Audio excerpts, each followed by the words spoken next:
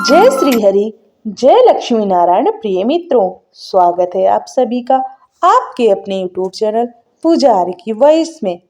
आप सभी को सठतिला एकादशी की हार्दिक शुभकामनाएं। आज हम आप सभी को सठतिला एकादशी की व्रत कथा और उसका महात्म सुनाने जा रहे हैं। माघ मास के कृष्ण पक्ष में मनाई जाने वाली एकादशी को सठतिला एकादशी कहते हैं। सठतिला एकादशी के दिन भगवान श्री हरि विष्णु और माता लक्ष्मी की आराधना की जाती है। सठतिला एकादशी व्रत को रखने से भगवान श्री हरि विष्णु अति प्रसन्न होते हैं। सठतिला एकादशी को पाप हरणी के नाम से भी जाना जाता है, क्योंकि इस दिन सच्चे मन से व्रत रखने वाले व्यक्ति के समस्त पापों का नाश हो जाता है। सठतिला एकादशी व्रत करने से घर में सुख शांति का वास होता है एवं सच्चे मन से भगवान श्री हरि विष्णु की पूजा अर्चना और आराधना करने पर व्यक्ति की समस्त मनोकामनाएं पूर्ण हो जाती हैं।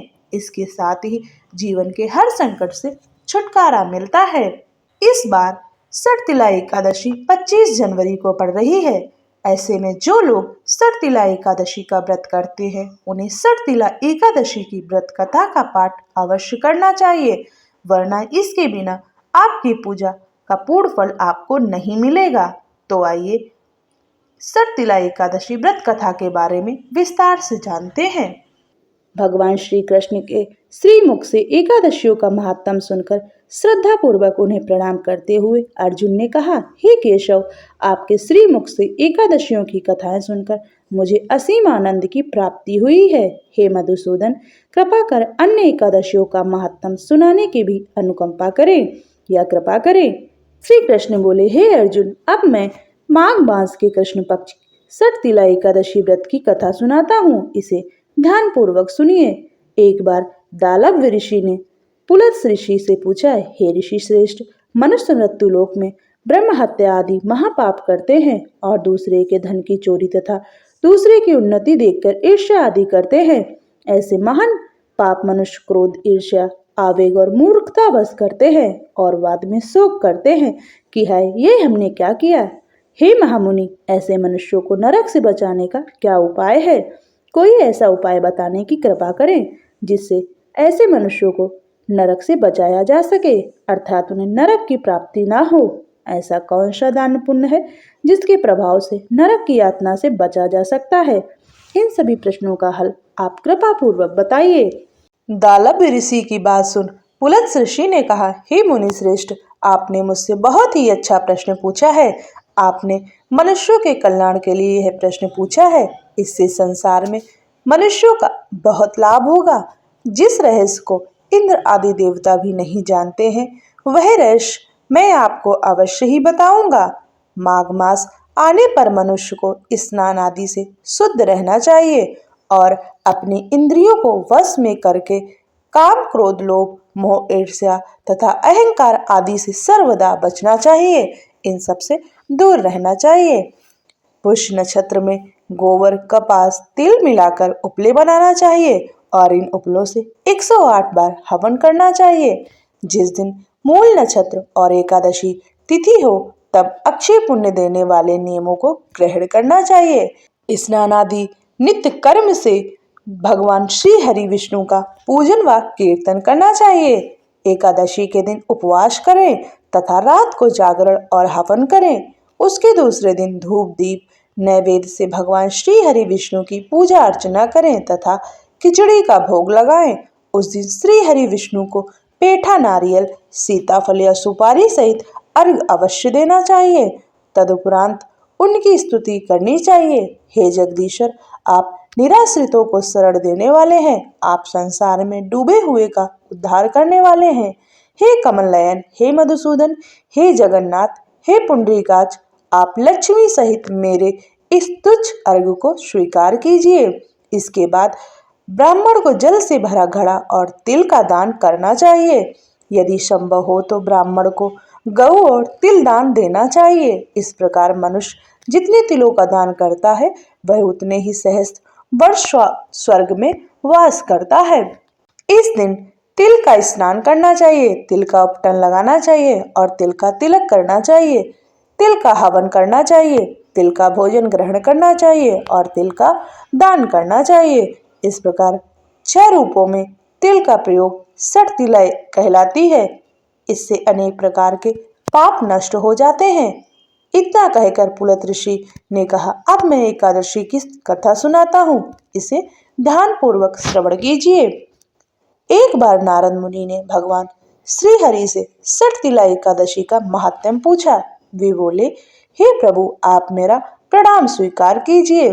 सठ तिला एकादशी के उपवास का क्या पुण्य है, उसकी कथा क्या है, कृपा कर आप मुझसे कहिए। नारद मुनि की प्रार्थना सुन भगवान श्री हरि ने कहा, हे नारद, मैं तुम्हें प्रत्यक्ष देखा सत्य वृत्तांत सुनाता हूँ, इसे ध्यान पूर्वक श्रवण करो। बहुत पहले मृत्युलोक में एक ब्रह्माणी रहती थी। वह सदा व्रत और उपवास किया करती थी। एक बार वह 1 मास तक उपवास करती रही। इससे उसका शरीर बहुत ही ज्यादा कमजोर हो गया।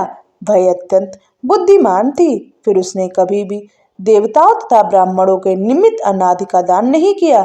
मैंने चिंतन किया कि इस ब्रह्माणी ने उपवास आदि से अपना शरीर तो पवित्र कर लिया है तथा इसको वैकुंठ लोक भी प्राप्त हो जाएगा, किंतु इसने कभी अन्न दान नहीं किया है। अन्न के बिना जीव की तृप्ति होना कठिन है।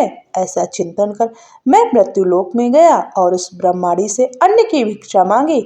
इस पर उस ब्रह्माणी ने कहा, हे योगीराज, आप यहाँ किस लिए पधारे हैं? मैंने कहा, मुझे भिक्षा चाहिए। इस पर उसने मुझे एक मिट्टी का पिंड दे दिया। मैं उस पिंड को लेकर स्वर्ग लौट आया। कुछ समय व्यतीत होने पर वह ब्रह्माणी शरीर त्याग कर स्वर्ग आई। मिट्टी के पिंड के प्रभाव से उसे उस जगह एक आम वृक्ष सहित घर मिला, किंतु उसने उस घर को अन्य वस्तुओं से खाली पाया। वह घबराई हुई मेरे पास आई और बोली, हे प्रभु, मैंने अनेक व्रत आदि से आपका पूजन किया है, किंतु फिर भी मेरा घर वस्तुओं से खाली है। इसका क्या कारण है? मैंने उससे कहा कि तुम अपने घर जाओ और जब देव स्त्रियां तुम्हें देखने आए तब तुम उनसे सठ तिला एकादशी व्रत का महात्म्य और उसका विधान पूछना। जब तक वह ना बताए तब तक द्वार नहीं खोलना। प्रभु के ऐसे वचन सुन वह अपने घर को गई और जब देव स्त्रियां आईं और द्वार खोलने के लिए कहने लगी, तब उस ब्रह्माणी ने कहा, यदि आप मुझे देखने आई हैं तो सबसे पहले मुझे सठ तिला एकादशी का महात्म्य बताएं। तब उनमें से एक देव स्त्री ने कहा, यदि तुम्हारी यही इच्छा है तो ध्यान पूर्वक श्रवण करो। मैं तुमसे एकादशी व्रत और उसका महात्म्य विधान सहित कहती हूँ। जब उन देव स्त्री ने सठ तिला एकादशी का महात्म्य सुना दिया, तब उस ब्राह्मणी ने द्वार खोल दिया। देव स्त्रियों ने ब्राह्मणी को सब स्त्रियों से अलग पाया। उस ब्राह्मणी ने भी देव स्त्रियों के कहे अनुसार सठ तिला एकादशी का उपवास किया और उसके प्रभाव से उसका घर धन धान्य से भर गया।